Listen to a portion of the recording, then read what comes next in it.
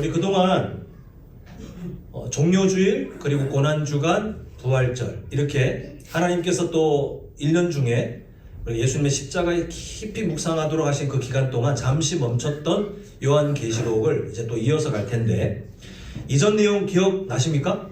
사실 저도 기억이 잘 안 나가지고 이게 좀 정리를 했는데 그림만 한번 살짝 보여드릴게요.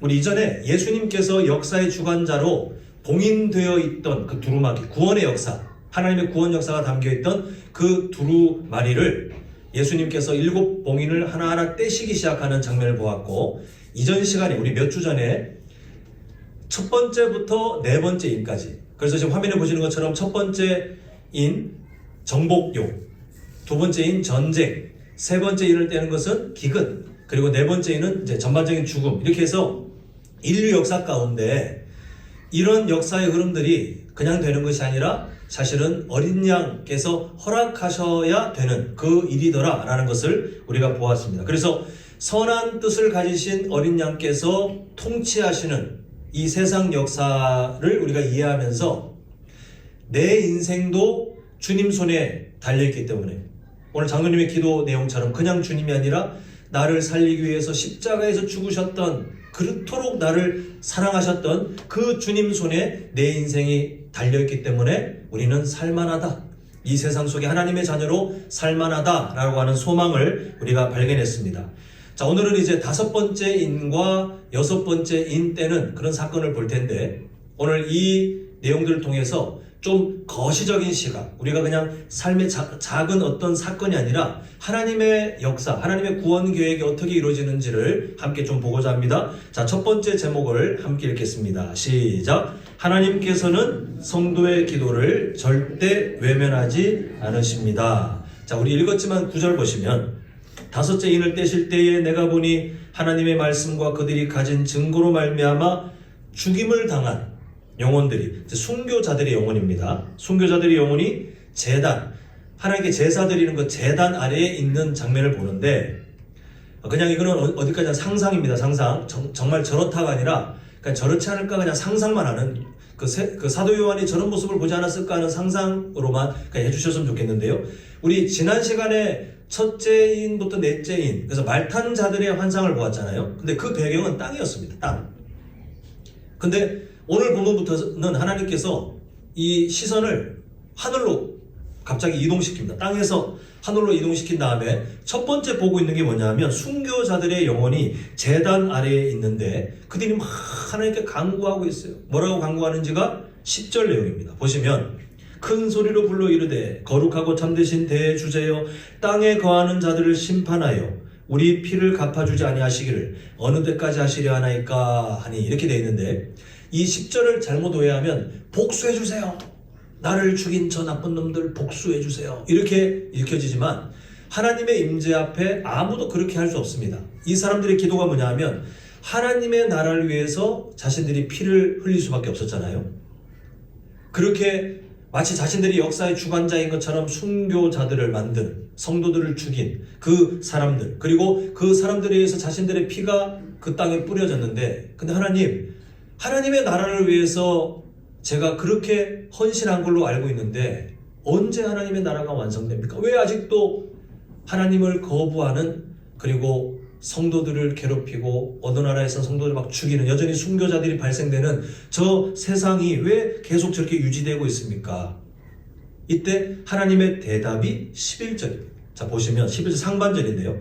각각 그들에게 흰 두루마기, 흰 옷을 이렇게 입혀주시고, 그리고 잠시 동안 쉬라 이렇게 말씀하셨는데요. 정리해보자면 2가지 응답을, 그 기도를 하나님께서 외면하시는 게 아니라 2가지 응답을 하십니다. 자, 첫 번째, 흰 두루마기가 뭐냐면 그 순교자들이 왜 죽었어요? 그 시대의 악한 자들이 예를 들면 로마 시대에 황제 숭배를 하라고 했더니 법을 어겨 죄인 취급받아 죽임을 당했어요. 나쁜 놈들, 유대교에 반해서 전통을 어겨 나쁜 놈들. 예수님도 사실 그런 죄명으로 사형 언도를 계속해서 그 사람들이 요구했던 거 아닙니까? 나쁜 놈 취급당했어요. 근데 하나님께서 흰 두루마기를 이렇게 주시는 게 뭐냐 하면 너희들 세상에서 범죄자 취급당하며 순교당했지만 아니야. 나의 나라에서 너희들은 무죄. 그냥 무죄가 아니라 승리자들이야. 너희들은 나의 나라를 위해서 힘쓴 승리자들이야. 그 다음에 두 번째 응답이 뭐죠? 잠시 동안 쉬어라. 하나님께서 예비하신 안식을 하나님께서 그쪽으로 인도하시는 것을 보게 됩니다. 지금 이제 우리가 두 번째 보겠지만 이 사람들이 하나님 대체 어느 때 하나님의 나라가 완성됩니까? 언제까지 이 세상이 하나님의 뜻을 거스르고 하나님 앞에 그렇게 거역하는 그 세상 문화가 왜 아직까지 득세하고 있습니까? 하나님께서 응답하시는 거예요. 그들의 간구에 응답하시는데 이따 보겠지만 이 사람들의 기도에 즉각적인 원하는 바대로 가진 않지만 하나님께서는 기도하는 성도들의 그 삶을 그냥 두지 않으시고 위로하시고 그리고 기다려라 하는 동안에 하나님의 안식을 베푸시는 것을 보게 됩니다. 사랑하는 성도 여러분, 하나님께서 오늘 본문 우리가 9절 또 10절 특히 11절에 가서 우리에게 보여주시는 하나님의 그 마음이 뭐냐 하면 하나님께서는 성도들의 그 기도를 또 기도하는 성도들을 절대 외면하지 않으신다는 거예요. 물론 그 기도의 내용대로 일하시느냐 안 하시냐는 철저히 하나님의 주권에 달려있기 때문에 그거는 우리가 어떻게 할 수 없잖아요. 지금 이 사람들은 속히 응답해 주십시오. 그렇게 해 주십시오라고 했지만 하나님의 나라가 속히 그 땅에 있기를 원합니다. 우리가 죽임당했던 그 땅에 임하기를 원합니다라고 하고 있지만 하나님께서 기다려라 하시는 다른 응답이 있긴 해도 하나님께서는 그냥 외면하고 신경 안 쓰시고 그게 아니라 그들의 삶을 어루만지시고 그렇게 평안으로 인도하시는 것을 보게 되는데요. 오늘 우리가 보게 되는 제단 아래에서 드려졌던 순교자들의 기도는 오늘 우리가 살아가는 오늘 우리의 기도와 다르지 않습니다. 성도님들께서 더 성도답게 더 교회답게 세상에 살아가시면 이건 어쩔 수 없는 공식이에요. 거룩한 손해를 피할 수가 없어요. 하나님께서 기뻐하시는 그 삶을 살아갈 때 당장에 체감되는 것은 세상에서 상처받고요.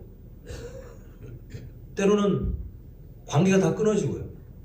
초대교회 때 성도님들처럼 그것 때문에 진리를 따라 살려고 하는 성도님들의 선택 때문에 오히려 세상의 불이익, 정말 금전적인 불이익까지 당할 수도 있어요. 물론 이 한국 사회가 목숨을 내어놓는 순교자의 삶은 가지 않는다 할지라도 하나님 때문에 거룩한 손해를 당하는 그 순교자의 삶과 같은 맥락으로 살아가는 성도님들의 삶은 변할 수가 없어요. 이거는 당연한 이치. 그래서 우리가 저번에 보았잖아요. 예수님 때문에 핍박받는 우리 그 수요 저녁 예배 때 오신 분들은 들으셨겠지만 팔복 중에 의를 위하여 박해받는 자는 복이 있다. 왜냐하면 인정받는 거예요. 너 정말 나를 위해 사는 게 맞구나. 예수님께서 미리 말씀하신 것처럼 의를 위해서 박해받는 그 삶. 근데 그 의를 위해서 박해받는 중에도 거룩한 성도로 살기 위해서 또 때로는 실수하고 때로는 연약한 점을 들고 하나님 앞에 나와서 또 기도하고 가슴을 치면서 눈물을 닦으며 그 안에서 내 자존심 드러내지 않고 내 계획을 내세우지 않고 묵묵히 하나님께 기도하는 성도들의 삶은 사실 때로는 참아야 되는 기도들, 가슴을 치며 해야 되는 기도들이 많아요. 근데 하나님께서 오늘 주시는 말씀이 뭐냐면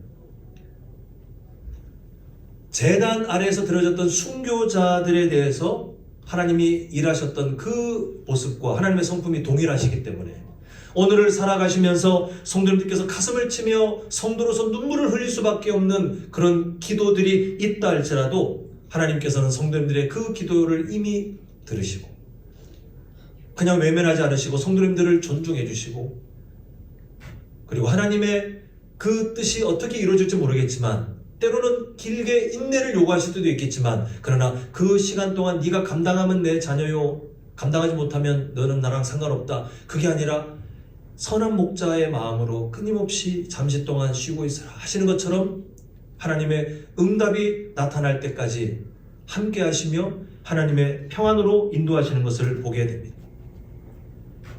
한번 저를 따라 하겠습니다. 세상은 나를 정하지 못한다. 나도 나를 정하지 못한다. 자, 이게 무슨 말이냐면 성도님들 있잖아요. 내가 어떤 사람인지를 우리는 정체성을 알고 내가 인식하든 말든 우리는 정체성을 정하고 살아가는데, 우리 스스로 그렇게 알고 살아가는데, 세상에서 정하는 정체성에 휩쓸리면요, 초대교회 성도들은 다 실패자예요. 다 범죄자들이에요. 다 약자들이에요. 그냥 희망이 없는 사람들이에요. 그런 사람들처럼 세상은 초대교회 성도들을 정했지만 우리가 알잖아요. 요한계시록을 통해 하나님께서는 아니다, 너희들은 존귀한 존재요, 나의 뜻을 따라 살아가는 귀한 정체성을 가진, 내가 구별한 그 시대 가운데 나의 뜻을 나타내는 그런 승리자들이라, 그 정체성을 회복하니까 그런 어려움 중에도 초대교회가 승리하고 그 복음의 물줄기가 그 지역을 넘어 시대를 넘어 오늘 이 자리까지 이미 와 있는 것 아니겠습니까? 우리도 마찬가지예요. 세상이 우리를 정할 수 없어요. 저는 성도님들께서 예수님 믿는 것 때문에 세상에서 더 성도답게 거룩한 손해를 당하셨으면 좋겠어요. 제가 지금 성도님들을 저주하고 협박하는 것이 아니라, 우리가 예수님을 잘 믿으려면 어쩔 수 없거든요. 근데 그 어쩔 수 없는 증거들이 나타났으면 좋겠어요. 예수님 믿는 것 때문에, 거룩을 지키려고 하는 것 때문에 때로는 관계가 깨어지는 손해, 나의 즐거움을, 내가 그동안 품었던 즐거움을 끊어내야 되는 그런 손해, 내 시간을 하나님께 헌신해야 되는 손해, 때로는 물질적인 피해도 내가 기꺼이 감수해야 되는 손해, 온갖 손해들 다. 근데 성도님께서 기꺼이 그걸 감내하셨으면 좋겠어요. 예수님 믿는 것 때문에 세상이 정하지 못하는 나 스스로도, 나는 이런 상처가 있어, 나는 이런 집안에 태어났어, 나는 뭘 못했어, 이런, 내가 나를 정하는 게 아니라 하나님께서 정해주시는 삶, 하나님께서 정해주시는 존귀한 삶. 오늘 순교자들의 용어는 세상이 정한 것을 보면 실패자들이에요. 또 죽임 당했잖아요. 그 짧게 끝난 인생은 그 자체로 보면 실패자들이에요. 근데 하나님께서는 아니다, 너희들은 내가 흰 두루마기를 입혀주는 것처럼 무죄하며 승리자들이다. 내가 너희들에게 안식을 줄 정도로 너희들은 내가 사랑하는 자들이다. 오늘 우리의 삶과 동일해요. 하나님의 그 사랑은 우리의 삶에 그대로 우리의 삶을 존귀한 정체성으로 인정하시면서 위로하고 계시는데, 우리 모두가 그 사랑을 잊지 않는 복된 인생 되시기를 간절히 소망합니다. 자, 다음 두 번째 제목 함께 읽겠습니다. 시작. 하나님의 계획은 우리의 생각보다 완전하고 선합니다. 자, 11절 하반절 보면 이제 잠시 동안 쉬되라고, 그 전에 우리가 딱 멈췄잖아요. 그 다음에 이런 말씀하십니다. 그들의 동무 종들과 형제들도 자기처럼 죽임을 당하여 그 수가 차기까지 하라 하시더라. 간단하게 말하면 아직 복음을 위해 순교할 사람이 더 필요하다는 거예요. 오해하지 않으셨으면 좋겠습니다. 이 표현이 그저 하나님은 사람의 생명을 이렇게 가볍게 여기느냐, 그게 아니라 세상이 그토록 악하기 때문에 복음을 들고 세상 속에 견디는 사람들은, 아까 말씀드렸잖아요, 거룩한 손해를 당할 수밖에 없다 그랬잖아요. 그런 사람들, 때로는 목숨을 잃고요, 때로는 세상에서 복음 때문에 안락함을 포기하고요, 때로는 복음 때문에 자존심을 포기하고요, 이런 등등등 예수님의 낮아지심에 함께 동참하여 헌신하는 그 사람들의 숫자가 더 필요하다. 이 말을, 이 안에 담겨있는 의미를 풀어서 설명해 드리면 이게 얼마나 놀라운 표현이냐면요, 하나님은 거룩하신 하나님의 구원 계획이 있는데 왜 굳이 사람들을 동참시켜요? 다 실수하고 연약하기 짝이 없는데? 그 괜히 사람들 동참시켜서 하나님 스트레스 받으시고, 물론 받으시지 않지만 괜히 신경 쓸 거 많고, 인간적인 표현입니다. 하나님이 알아서 하시면 되잖아요. 하나님이 원하시면 땅바닥에 굴러다니는 돌들로도 하나님의 영광 받으시고 하나님의 뜻을 이루실 수 있는 분인데, 굳이 연약하기 짝이 없는 사람들을 왜 자꾸 기다려주시고 깨달을 때까지 참아주시고, 헌신한다고 하면서도 또 엇나가면 또 다시 다듬어서 자리로 불러오시고, 왜 그렇게 더디고 어찌 보면 세상적으로 미련한 방법을 쓰실까요? 하나님께 전혀 도움이 안 되지 않습니까? 거기에 핵심이 있어요. 하나님께서는 하나님의 영광을 위하여 우리를 사용하시지만, 근데 그렇게 우리를 동참시키시는 하나님의 더 깊은 배려는요, 우리가 하나님의 영광, 하나님의 구원 계획과 동떨어진 구경꾼이 아니라 그 안에 동참하는 성도들의 헌신, 그 헌신이 사실 우리에게 복이거든요. 저는 그래서 예수님의 그 십자가 죽으심에 옆에 있던 강도, 천국 같지만 그 사람이 가장 불쌍한 점은 이 세상에서 사명자로 살아갈 수 없었던, 그냥 구원받고 끝나버린, 하나님 앞에서 그 삶을 아름답게 키워나가는 그 은혜를 누리지 못했다는 게 제일 불쌍해요. 하나님께서는 성도들의 헌신을 요구하시는데 그건 우리가 복되기 때문에, 우리가 그 은혜를 누리면서 기쁨을 배우고 정말 참된 평안을 배우고, 세상은 일하면 그 일자리에서 떠나서 쉼을 얻어야 되지만 하나님의 나라는 그렇지 않다는 거예요. 하나님 기뻐하시는 자리에 헌신하고, 하나님께서 기뻐하시는 자리에 내 시간, 내 물질, 내 노력 다 들여서 가 있는 동안에 세상적으로는 손해죠. 오늘 주일날 예배 드리시는 성도님들 뭐 세상적으로 얻을 게 뭐가 있어요? 피곤하지 않습니까? 피곤하실 것 같아요.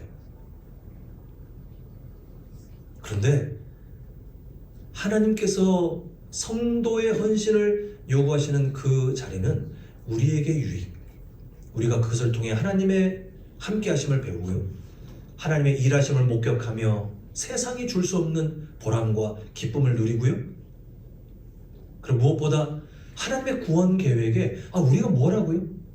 우리가 뭐 대단하다고요? 근데 하나님은 우리가 예수님 믿는 것 때문에, 또 복음 때문에 당하는 그 거룩한 손해들을 통하여 하나님의 구원 계획을 이뤄 나가고자, 그렇게 지금 말씀하시는 게 바로 11절의 내용이에요. 지금 하나님께서는 세상을 사랑하셔서 인내하시는데, 참아주시는데, 한 영혼이라도 더 구원받도록 하나님께서 기다려주고 계시는데, 지금 보면 하늘에 있는 교회와 땅에 있는 교회를 연결해 주시는 것을 보게 돼요. 하늘에 제단 밑에 순교자들의 그 영혼들이 기도하잖아요. 그 기도가 하나님께서 그냥 헛된 기도가 아니라 하나님께서 그 기도를 받으시되, 지금 11절에 있는 내용처럼 여전히 땅에 존재하고 있는, 땅에 하나님이 심겨놓은 성도들의 거룩한 손해와 연결되어 그들의 헌신을 통해서 또한 하나님의 나라가 확장되고 한 영혼이 구원받는 삶이 나타나도록 하나님 나라에 있는 교회, 먼저 하나님 품에 안겨진 그들의 기도와, 그리고 이 땅에 여전히 삶으로 살아내고 있는 성도들의 삶이 연결되어서 하나님은 함께 하나님의 나라를 이루어가도록 돕고 계신 것을 보게 됩니다.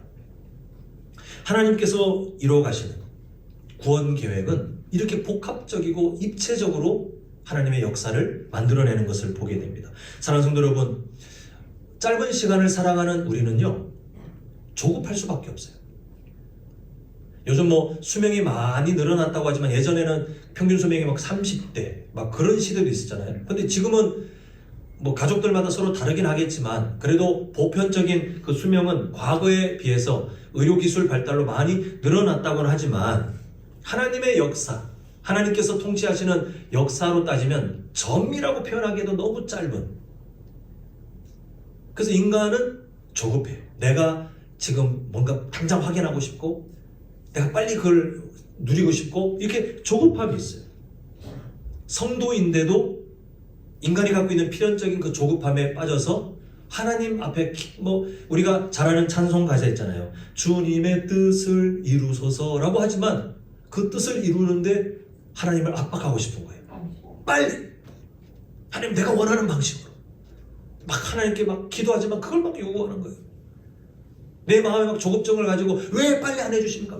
왜 안 해주십니까? 왜 이렇게 안 해주십니까? 하나님, 이 방식이 가장 좋은데 왜 이렇게 안 해주십니까?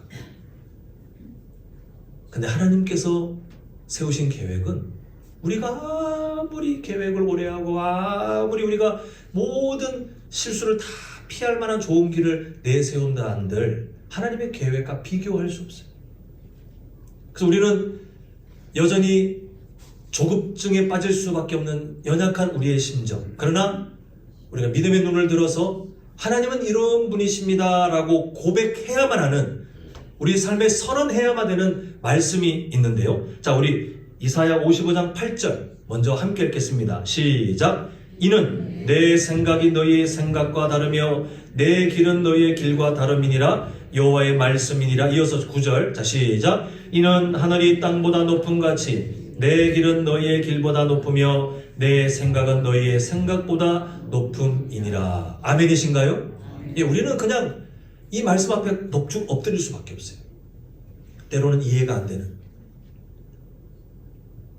저희 가정에 저희 아버지 계시지만 제 동생을 하나님께서 먼저 데려가셨던 그 사건, 피할 수 있으면 피하고 싶어요. 하나님께서 선택지를 주시면 하나님 그는 없애주세요 라고 하고 싶어요. 그런데 하나님께서 그렇게 먼저 데려가신 그 일이 인간적으로는 상처로 남아있지만 돌아보면 그 일을 통해 하나님께서 우리 가정에 하나님께서 어떤 일을 하시는지를 전체가 또 각 우리 가족들 개인이 이전보다 더 명확하게 알도록 하나님이 그 일을 통해서 역사하신 것을 늦게나마 알게 되었어요. 인간적으로는 지금 다시 만약에 하나님의 선택지를 주신다면 피하고 싶긴 하지만, 그러나 지금 돌아보니 하나님께서 하신 일에 하나님께 주시고자 했던 유익들이 있었구나라고 하는 더 높으신 하나님의 뜻을 발견할 수 있게 되었거든요. 성도님들의 삶에도 다 마찬가지 아닙니까? 지나온 삶을 만약에 다시 다 돌아보면서 하나님 요거는 빼주시고 요건 빼주시고 만약에 하고 싶다면 그렇게 선택할 만한 피하고 싶은 일들이 있으시겠으나, 그러나 하나님께서 성도님들의 삶을 때로는 낮추시고 때로는 높이시고 때로는 하나님께서 그렇게 여러 상황 가운데 불가항력적인 인생 속으로 끌고 가시면서 지금까지 인도하신 그 일은 하나님께서 성도님들을 방치하거나 일부러 괴롭히거나 하나님께서 성도님들과 전혀 상관없이 살아가시거나 그게 아니라 하나님의 선하신 계획 가운데 우리를 인도하시는데, 중요한 사실은 우리가 당장은 몰라도 하나님은 선하시다는 고백을 우리는 반드시 해야 돼요. 그래야 마음의 범죄를 피할 수 있습니다. 나중에 분명히 깨닫게 해주실 거거든요. 우리가 미련하기 때문에 당장 알아야 정상인데 미련하기 때문에 그걸 모르니 성령께서 우리를 끊임없이 알 때까지 말씀하시고 기다려주시고 언젠가는 하나님 그때 이 일을 통해 나에게 이런 유익을 주시고자 하시는 거군요. 그 일을 통해 나의 잘못된 부분을 보여주셨군요. 하나님 그 일을 통해 나의 연약한 부분을 더 단단하게 만들어 가셨군요. 하나님 그 일을 통해서 하나님을 향한 거룩한 고백이 나타나도록 하셨군요. 우리가 이런 유익들을 발견하게 하시지만 그 전까지 시간이 우리의 연약함 때문에 좀 걸리잖아요. 그때 우리가 무조건 고백해야 될 거는 그냥 이 말씀처럼 하나님의 생각은 제 생각보다 높습니다. 하나님은 저보다 선하십니다. 저보다 완전하십니다. 우리는 그렇게 고백하며 하루하루를 겸손하게 살아갈 수밖에 없습니다. 결국 하나님께서 성도들의 기도가 지금 막 순교자들의 영혼이 언제 하나님의 나라가 완성됩니까? 주님 그렇게 기도할 때 기다려라 하신 그 이유는 아까 본 것처럼 영혼 구원과 함께 교회가 더 성장하며 연단되며 하나님 앞에 거룩한 손에 동참하여 그 은혜를 누릴 수 있도록 하나님께서 배려하시는 그런 계획들을 우리가 보았잖아요. 이걸 아는 사람들은 흔들리지 않아요. 왜냐하면 인생을 해석하는 그 해석의 기준이 달라지기 때문에 그렇습니다. 세상적인 기준을 갖고 인생을 해석하는 사람들은 계속 어떤 사건들이 있을 때마다 흔들거려요. 그러나 하나님의 거시적인 역사를 알고 하나님의 성품을 아는 사람들은 당장은 눈물이 나고 당장은 두렵고 당장은 근심될 수 있으나 근데 금방 돌아와야 될 자리로 돌아와요. 하나님은 선하십니다. 하나님은 저의 생각보다 더 크십니다. 하나님은 신실하십니다.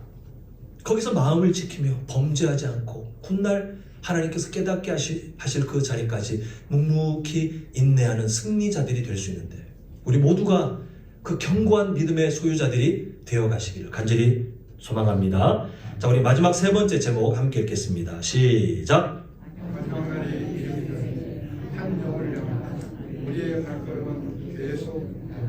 자, 이제 어린 양께서 이제 5번째 인을 떼는 내용을 이제 2번째까지 보았다면 세 번째 이제 영적 교훈은 6번째 인, 이 6번째 인을 떼시는 내용인데 12절부터예요. 근데 성경의 내용들을 우리가 다 읽지는 않겠지만 그냥 간단하게 말하면 이건 어디까지나 상상입니다. 상상이 그림처럼 되겠구나는 아니고 이 6번째 인이 어떤 내용으로 이해하셔야 되냐면 예수님의 재림 직전에 온 세상이 무서운 심판을 당하게 되는,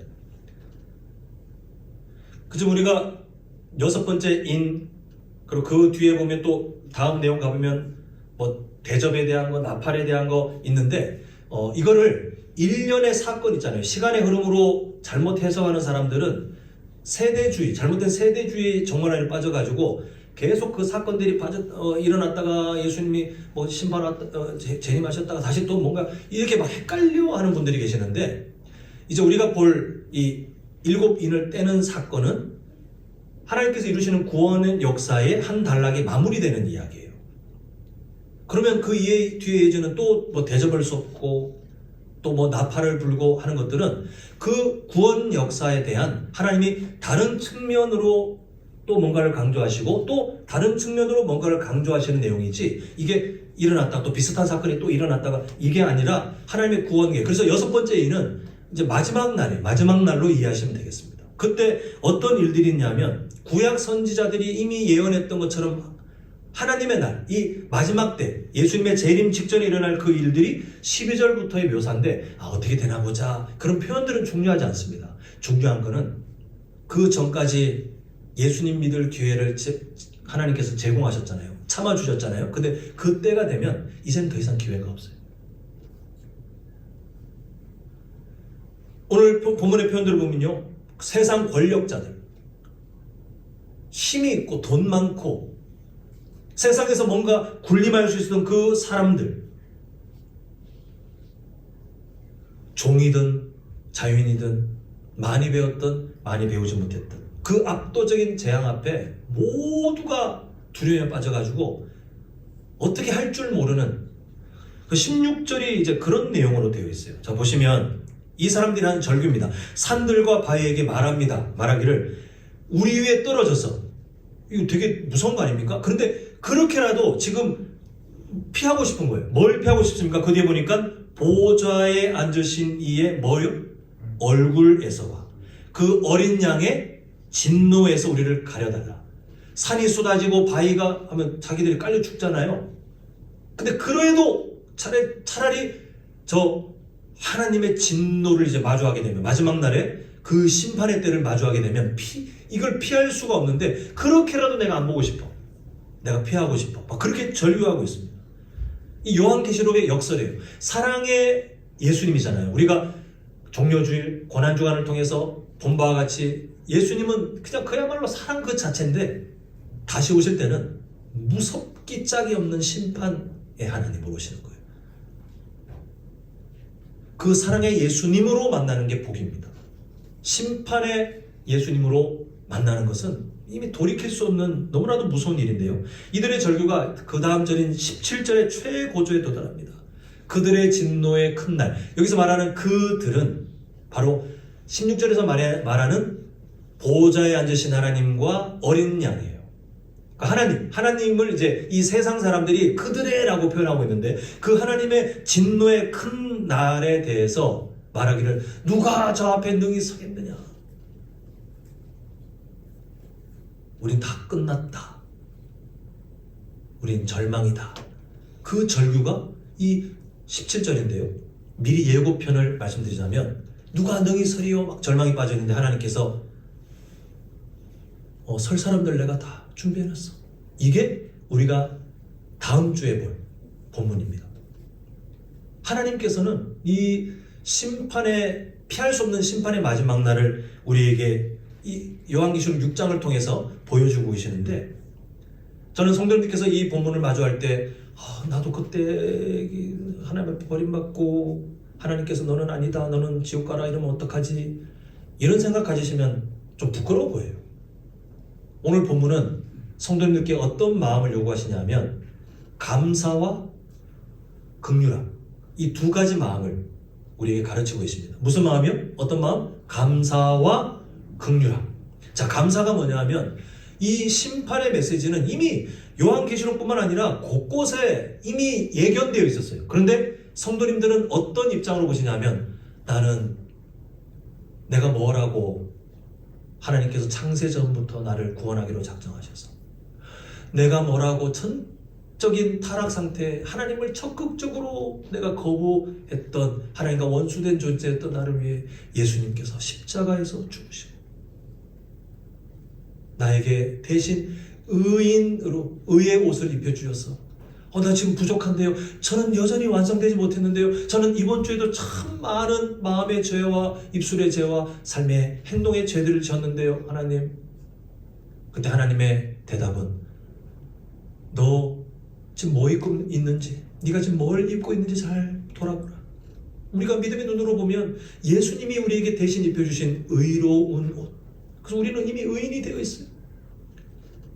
그 심판날에 우리의 잘못들이 주님 오시는 그날, 아니면 우리의 삶이 끝나는 그날 100% 성도님들이 다 회개 못하고 가실 거예요. 제가 장담합니다. 그래도 우리가 왜 자유하냐면, 우리가 하나님 앞에서 바로 살려고 다 마음을 먹고 계시잖아요. 일부러 죄 지려고 작정하신 분들 한 분도 안 계시잖아요. 그 마음을 아셔요. 근데 그 마음을 아신다 해도 그 마음으로 성도님들이 완전해지지 못하고 거룩해지지 못하는 걸 아시기 때문에 하나님께서는 이미 예수님의 십자가 사랑을 통해 의롭게 만들어 버리셨어요. 그래서 이 6장의 6번째 인의 그 심판 마지막 날의 무서운 사건을 보면 성도님들은 이런 상황 속에 내가 잊지 않도록 나를 구원해 주신 이 심판 앞에 두려워서 하나님의 그 진노의 얼굴을 피하고 싶어 막 몸부림치는 사람들과 다르게 주님 오실 때 감사와 기쁨과 찬양으로 주님 맞이할 수 있는 그 달라진 삶을 주셔서 감사합니다. 이게 성도님들께서 가지셔야 될 마음이에요. 그날 내가 어떻게 될까? 나도 이렇게 막 무서워서 벌벌 떨면 어떡하고, 나도 어떡하지? 이거는 다시 말씀드리지만 이런 생각하시면 성도님들 입장에서 좀 부끄러운 입장. 감사의 마음을 회복하셔야 돼요. 두 번째 무슨 마음이라고 그랬죠? 긍휼한 마음. 하나님께서 기회를 제공하신 이후에 그 시간이 끝나면 더 이상 답이 없어요. 우리가 이 본문을 보면서 나는 괜찮네, 아유 다행이다, 아유 다행이다, 여기서 멈추면 이 또한 우리가 성도의 삶이 아닙니다. 성도님들께 여쭤보고 싶어요. 지금 가족 중에, 친척들 중에, 친구들, 이웃들, 아는 사람들 중에 여전히 예수님 모르시는 분들 많죠? 우리 다시 긍휼한 마음을 붙들고 기도해야 됩니다. 뭘 잘하려고 이렇게 부담 갖지 마시고 할 수 있는 최선을 다하시면 돼요. 제가 어느 예배 때, 새벽 예배 때인가, 제가 언제 말씀을 드렸는데, 지금 저희 아버지 바로 밑에 동생분이 지금 말기암으로 투명하시다가 호스피스 병원에 들어가셨다고 했잖아요. 제가 저번 주 월요일 날 이제 아버지 모시고 갔다 왔는데, 그때 예수님을 안 믿는 그 가정에, 특히 이제는 기회가 없잖아요. 이대로 끝나면 영원한 헤어짐이잖아요. 이게 너무 마음이 부담스럽고 너무 이게 진짜 며칠을 너무 힘들었어요. 저 작은 아버지께 제가 복음을 전하는 편지를 쓰고 영접기도, 그리고 요한계시록 내용까지 제가 다 프린트해가지고 드리고 왔는데, 이제 오늘 그래도 한 번 더 할 수 있는 한 찾아뵙고 또 다시 뵈야 될 것 같아서 했는데, 어제 연락받기로 갑자기 상태가 많이 안 좋아지셨대요. 오늘 예배 끝나고 좀 급히 또 포항으로 가야 될 것 같습니다. 가서 할 수 있는 한 다시 복음을 전하고, 어떻게 될지는 모르겠어요. 근데 그건 하나님께서 알아서 하실 거고, 그냥 주어진 기회가 있을 때 성도로서 할 수 있는 한 긍휼한 마음을 가지고 뭔가를 해야 되는, 그게 그냥 우리의 마땅한 모습인 것 같아요. 성도님들 주변의 가족들 영원히 살 거라고 생각하지 마십시오. 하나님이 데려가시면 오늘도 그냥 인생 끝이에요. 그 누군가 곁에 성도님들을 두신 이유는 하나님께서 그 임박한 마지막 때 세상의 끝 아니면 한 사람의 인생 끝은 피할 수가 없는데 그게 언젠지 알 수 없잖아요. 도둑처럼 예수님의 재림도 그렇고 인생의 끝도 우리가 임박하면 이제 알겠지만 지금으로선 전혀 모르잖아요. 근데 성도님들을 그 사람 곁에 두신 이유는 이따 기도하라는 거예요. 그리고 기회가 되면 복음을 전하라는 거예요. 섬기라는 거예요. 할 수 있는 한 성도님들께 그 사명을 감당하라고 지금 두시고 있는 거예요. 그 일 감당하라고 오늘도 성도님들께 호흡을 주셨습니다. 우리가 그 마음을 회복했으면 좋겠어요. 할 수 있는 한 뭔가를 해봐. 긍휼한 마음으로 거룩한 부담감을 가지고 가슴을 치는 그 심정으로 성도님들의 가족, 친지, 이웃을 위해서 우리가 할 수 있는 한 최선을 다하는 우리 모든 사명자들, 근데 나머지는 하나님께서 이루어 가실 것을 우리가 믿음으로 고백하는 그런 삶이 되었으면 좋겠습니다. 이제 말씀을 맺겠습니다. 오늘 땅에서 하늘로 시선을 이동한 다음에 다섯째 인 그리고 여섯 번째 인을 어린 양께서 떼셨을 때 어떤 일들이 있는지를 우리가 보았습니다. 결국 하나님의 구원 계획, 그 크신 구원 계획이 어떻게 진행되어 가는지를 우리가 짧은 인생이지만 말씀을 통해 거시적인 시각을 가지고 하나님의 통치 역사 가운데 이런 하나님의 마음이 나타나는구나, 이런 기도를 응답하시고 또 이렇게 위로하시고 또 이런 것들을 보여주시구나, 우리가 함께 보았는데 세 가지 제목만 한번 보도록 하겠습니다. 자, 첫 번째 시작. 하나님께서는 성도의 기도를 절대 외면하지 않으십니다. 그러므로 소망을 가지고 하나님께 친밀하게 기도하십시오. 자, 두 번째 시작. 하나님의 계획은 우리의 생각보다 완전하고 선합니다. 때로는 받아들이기 힘든 어떤 사건들이 눈앞에 닥쳤을 때 당장은 마음이 흔들리겠지만 외치셔야 돼요. 하나님은 선하십니다. 억지로라도 외치셔야 돼요. 하나님은 저보다 완전하십니다. 하나님의 뜻을 알게 해주십시오. 마지막 세 번째, 자 시작. 마지막 날이 이르기 전에 한 영혼을 향한 우리의 발걸음은 어때요? 계속되어야 돼요. 계속되어야 돼요. 이게 우리가 지금 이 땅에서 호흡하고 있는 이유입니다. 사랑하는 성도 여러분, 성경은 분명히 종말론을 말합니다. 종말론은 어떤 이단들의 고유한 내용이 아니라 성경 속에 종말론, 이 세상 또 한 사람의 인생이 어떻게 맞춰질지에 대해서 이미 그렇게 말씀하고 계십니다. 다만 온전한 교회, 온전한 성도는요, 그 종말론에 대해서 하나님의 구원 계획을 이해하고 감사하는 마음을 회복하고요, 또 그 종말론을 통해서 다른 긍휼한 마음으로 한 영혼을 품고자 하는 교회다운 성도다운 삶의 모습들을 회복해 갑니다. 잘못된 사람들은 그게 사건에 빠져가지고 두려움에 빠지거나 아니면 그 어떤 사건들에 대한 궁금증에 빠져가지고 아니면 이상한 신학에 빠져가지고 하나님의 마음은 전혀 모르지만 우리처럼 건강한 신학을 가진 사람들은 감사와 긍휼한 마음을 종말론을 통해서 회복합니다. 요한계시록을 통해 우리의 삶을 만지시는 그 하나님의 마음을 따라서 우리 모두가 그 복된 삶을 배워가시는 귀한 인생 되시기를 간절히 축원합니다.